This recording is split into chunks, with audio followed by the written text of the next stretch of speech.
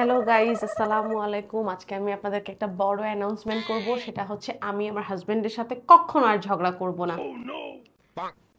বলো কেন? জিজ্ঞেস করো। ও না, তুমি ডিসিশন নিয়েছো, আমি তাতেই খুশি। আরে বলো কেন, মিনিমাম জিজ্ঞেস করো কেন। আরে তুমি যা বলছো ওটাই ঠিক আছে তো। এটার মানে কি? আমার সব কথাতে হ্যাঁ হ্যাঁ তালে তাল মিলানোর মানে কি? তোমার আমার প্রতি গুরুত্বই নাই।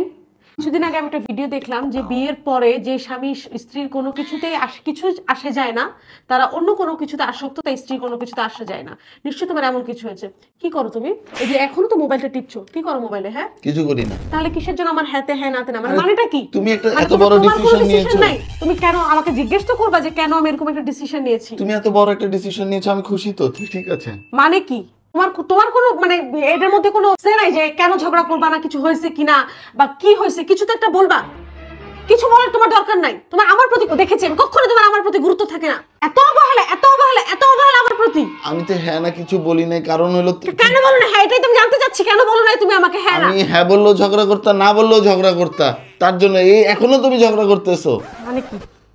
হুম, আমি তো বললাম ঝগড়া করবো না, তাই তো হ্যাঁ না বল শুনতে চাইলাম তোমার এই যে কাছে। এখনো তো ঝগড়াই করতেছো। তুমি না একটু ভালো মানুষ, তোকে মায়ের দরকার, শুধু ঝগড়া না, জানো তোমার কাছে মেরে